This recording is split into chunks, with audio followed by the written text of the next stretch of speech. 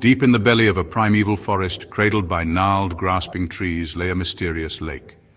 Black as ink, it mirrored nothing of the sapphire sky above, remaining an enigma. No bird dared sing near its shores, no animal drank from its mysterious depths. The villagers spoke of it in hushed tones, calling it Whispering Water, a name that echoed the unsettling murmurs carried on the wind. Few dared approach the lake, for it held a darkness that seeped into your bones, a silence that screamed loudly. Those who did spoke of an unnatural stillness, a heavy, watching presence that made their skin crawl. They told tales of strange lights dancing beneath the surface, of disembodied whispers that chilled them to their very core. But the lake was more than just eerie. It was hungry. It craved silence, sought shadows, and swallowed them whole. And it waited patiently, its obsidian surface mirroring nothing but the fear it instilled. The air grew heavy with unspoken dread as the sun began its descent. The whispers seemed to grow louder, the shadows longer, stretching out like grasping claws toward the unsuspecting world beyond the trees. The lake was calling, and soon it would be answered. The lone camper, a young man seeking solace in the wilderness, stumbled upon the lake as dusk painted the sky in hues of blood orange and bruised purple. The colors reflected on the water's surface, creating an almost surreal landscape that seemed to beckon him closer. He had been hiking for hours, his legs weary but his spirit lifted by the beauty around him. The lake, with its serene and almost mystical appearance, felt like a perfect spot to rest and rejuvenate. Drawn by a strange allure, he set up camp near the water's edge, oblivious to the danger that lurked beneath the surface. The gentle lapping of the water against the shore was soothing, a stark contrast to the unease that would soon envelop him. He pitched his tent with practiced ease, the routine actions bringing a sense of normalcy to the wild setting. Little did he know the lake held secrets, ancient and dark, that were best left undisturbed. He built a fire, the cheerful flames a stark contrast to the oppressive darkness that clung to the lake. The fire crackled and popped, sending sparks into the night sky, momentarily lighting up the surrounding trees. The warmth of the fire was comforting, a small beacon of light in the encroaching darkness. He sat by the fire, lost in thought, the flames dancing in his eyes, but the warmth did little to chase away the feeling of unease that settled over him. The shadows cast by the fire seemed to move and shift, playing tricks on his mind. Every rustle of leaves, every snap of a twig made him jump. He couldn't shake the feeling that he was being watched, that something unseen was lurking just beyond the firelight. The silence was deafening, broken only by the crackling of the fire and the rustling of leaves, each sound sending shivers down his spine. The forest, usually alive with the sounds of nocturnal creatures, was eerily quiet. It was as if the very woods were holding their breath, waiting for something to happen. The camper's heart pounded in his chest, each beat echoing in the stillness. As the moon climbed higher, casting long, distorted shadows across the clearing, the camper felt a growing sense of dread. The moonlight, usually a source of comfort, only served to deepen the shadows, making the forest seem even more menacing. The shadows twisted and turned, taking on shapes that his mind couldn't quite comprehend.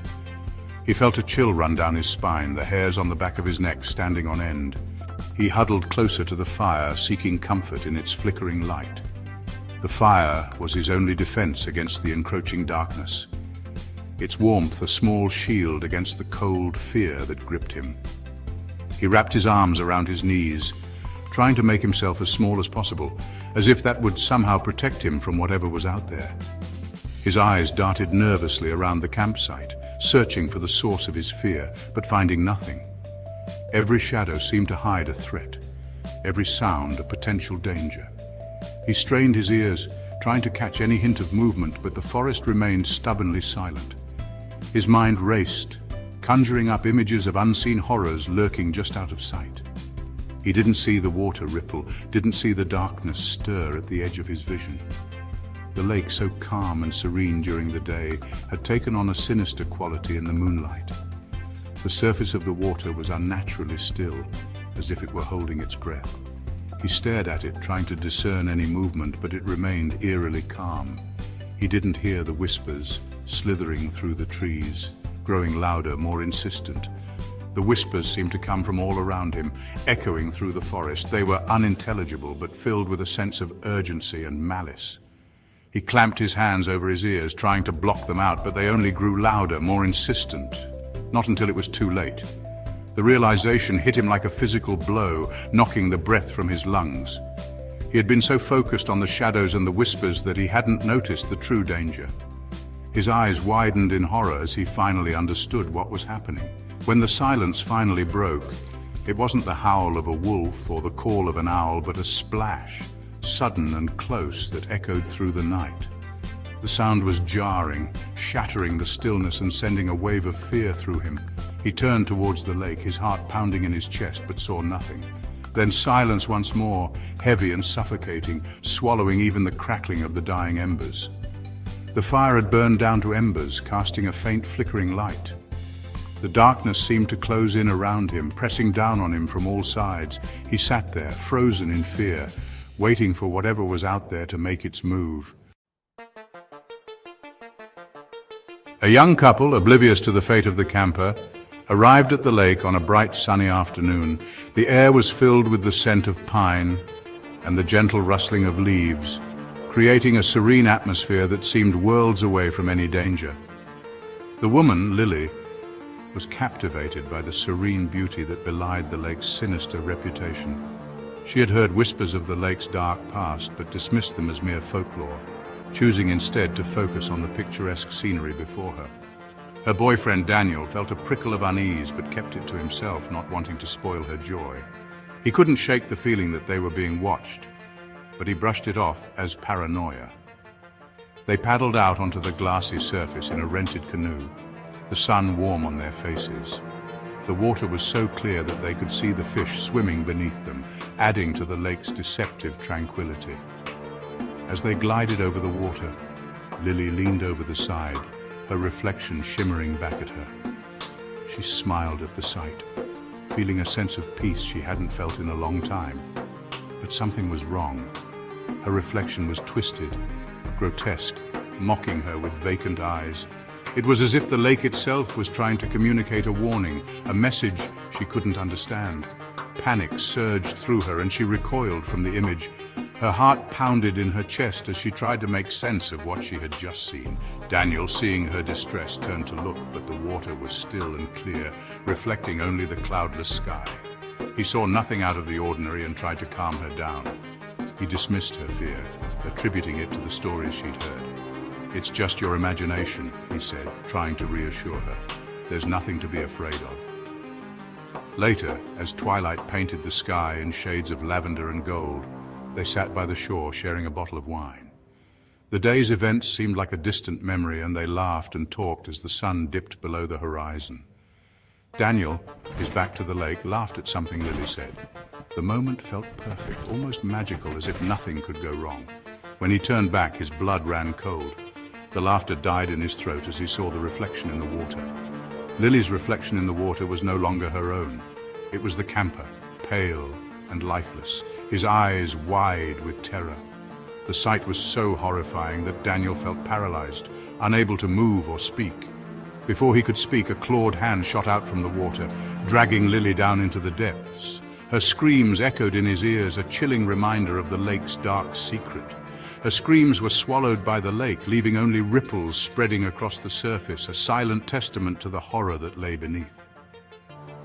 The lake returned to its deceptive calm as if nothing had happened. But Daniel knew the truth. The lake had claimed another victim. A group of friends, drawn by the whispers of the unknown, decided to spend a weekend camping near the lake.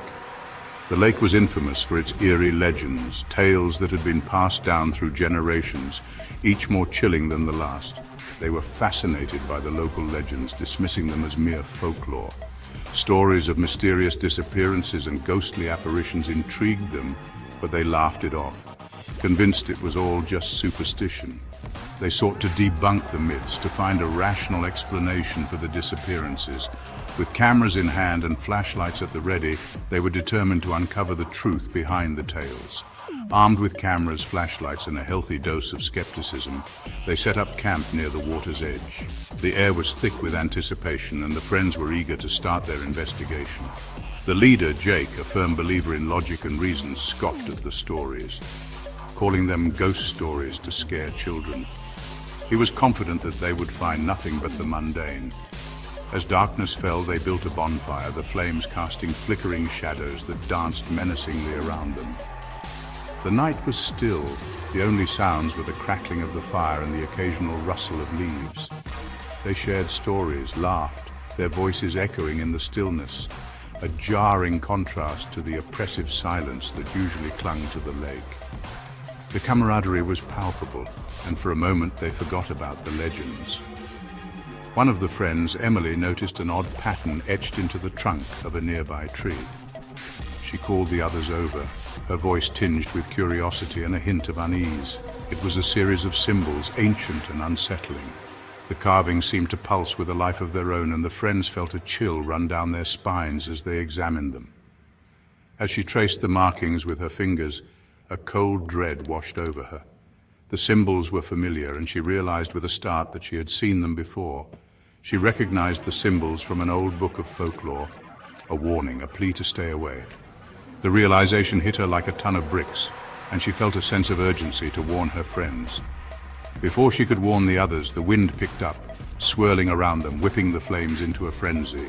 The once calm night had turned chaotic, and the friends huddled together, fear creeping into their hearts. The lake, once placid, churned violently, its surface reflecting not the star-studded sky, but a swirling vortex of darkness.